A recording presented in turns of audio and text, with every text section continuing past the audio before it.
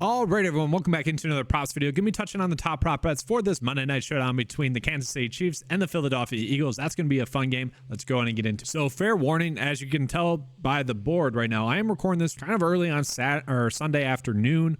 I probably won't be releasing it until Sunday evening. So fair warning there. I probably won't have time to do it maybe Monday morning. So the lines could be changing. Now, the players we're going to be on and the situations we're going to be on, I don't think are going to change too much. And actually the lines probably shouldn't change too much.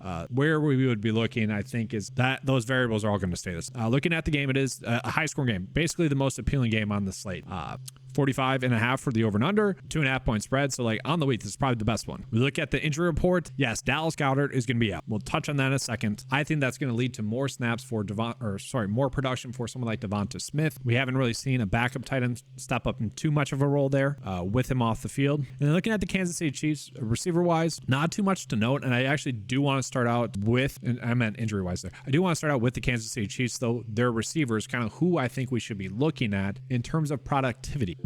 So one of the players that's kind of been annoying prop wise this year has been Justin Watson, because the weeks in which he has popped up as a good prop bet, he's failed us, but it's annoying in the sense that the opportunities were there for him. Like last week was a good example of that. He had 5 targets, had an end zone target as well. I forget which prop it was on him, but like all in all, great call. The data was spot on there. Played 62% of the snaps, like very good stuff. It just didn't work out. You know, he almost had a touchdown, like barely just missed out on having it. But I think that's a takeaway. Like to me, over the past 2 seasons, he's almost been their most reliable.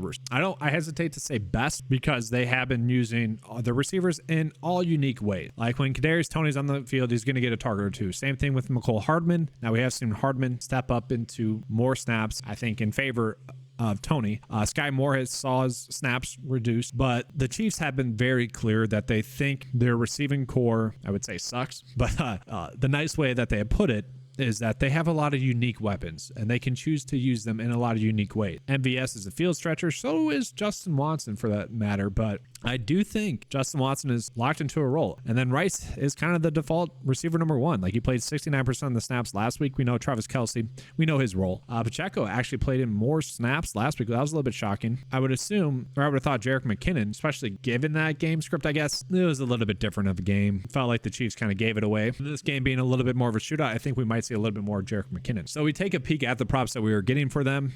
And let's just start out with the Chiefs here. Well, we are seeing 1 tackles and assist prop, some kicking props. Like these are not bad. And I want to start out with those. Like these are all fine. But now let's go ahead and get into just the Chiefs. And so we are seeing like Patrick Mahomes for under his fantasy score. Slightly better bet there on underdog at 23. I don't know if I want to touch that, guys. I really don't think I do. I think this team is going to come back refreshed after a bye week. That's my assumption. And so I don't know if I want to touch this one. All in all, you probably could run a little bit of a correlated stack where you're doing Kelce under fantasy score, Mahomes under fantasy score. Like that should correlate. I want to see the snaps on Noah Gray. If you guys have followed this channel this season, I've really been slightly high on Noah Gray. And he got more snaps, which to me really isn't shocking. Like they clearly like Noah Gray there. So I want to look at his productivity. Yeah, I don't know. I probably would be chasing the over there. That's actually, I kind of like that one. Maybe receiving yards as well. Like he does get a lot of work and they clearly like him. I do think Rice is going to step up into a better role. And I do think Justin Watson receiving yards. Like I like all those. And let's just show you guys these on the PrizePicks board real quick. So looking at Justin Watson, you probably don't want to run out these two, like either of these two. I mean, all in all, Pacheco has a decent chance to score. So does Swift. And if he does get those snaps, I don't mind it. I actually don't mind receiving yards. I thought this would be a little bit lower. I was kind of hoping we get a receptions prop at 1.5 like we are for Noah Gray. And so right now, like getting a Noah Gray prop might be my favorite one. They just like him and they've been using him. We have seen him get, basically 1 to 2 receptions per game. And if this game's going to be that high scoring, a little bit more of a pass heavy script, then maybe someone like Noah Gray does get on the field a little bit more. And so I don't mind that. And then Rice has definitely stepped up into the receiver number 1 role.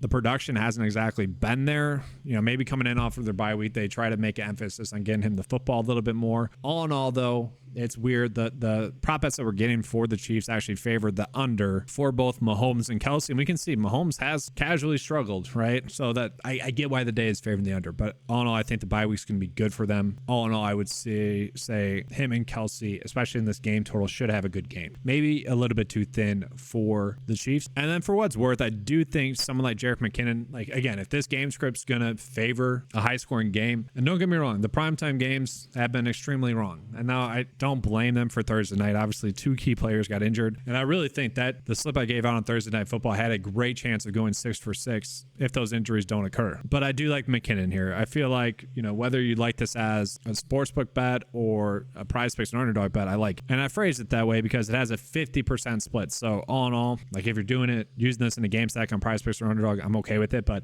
it does make for a better bet just on one of the sportsbook where the payout is basically even, right? I'm really shocked though at his snaps that he played. But again, if this is a high scoring game, I expect him to be involved. And yeah, don't get me wrong, like if Patrick Mahomes is struggling, I think Kelce is going to struggle as well. Like that should heavily correlate. So if you want to bet one way or the other, that's fine. I bet Taylor Swift's going to be there if you guys buy into that narrative at all. So now let's go ahead and switch up. We'll get into the Eagles. So yes, with Dallas Goedert out, I think we're just expecting Jack Stoll to get to work.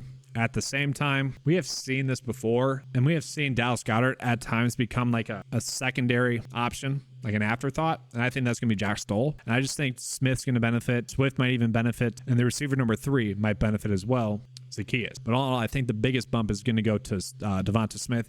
He has, I forget what the stat was, but it's like 7 more yards per game and like 0.5 receptions more per game and a very small bump in his fantasy production. But there was a bump. And so again, in a high scoring game, I kind of like Smith to have a good game in this one. So I'm hoping we get some good props on him. All in all, I don't think anyone else's role is going to change. And boom, yeah, the data is agreeing here. So 12 for a fantasy score for Smith. I think I'm fine with that. Again, like this is a high scoring game. I think we want to be betting the over.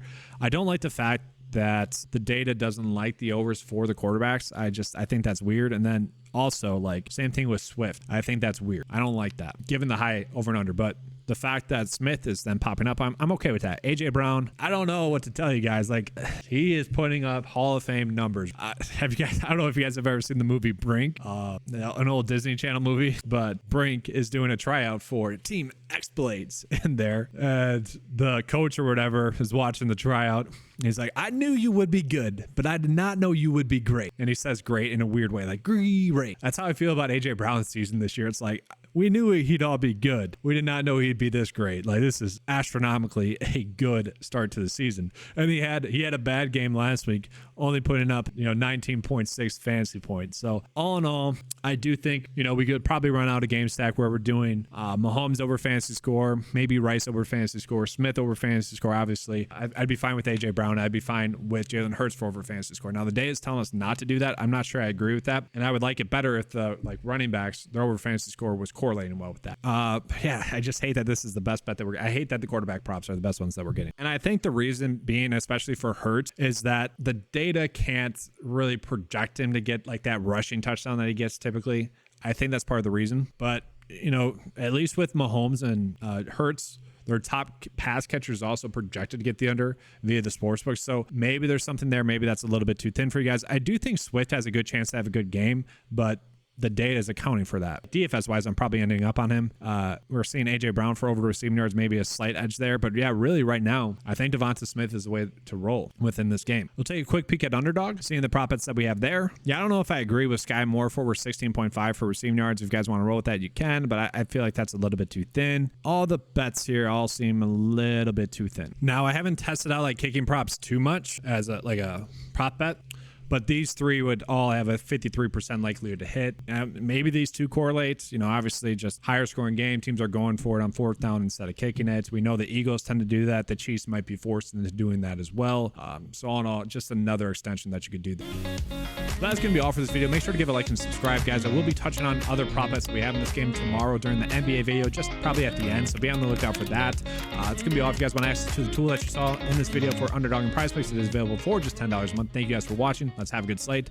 And as always, let's keep cashing.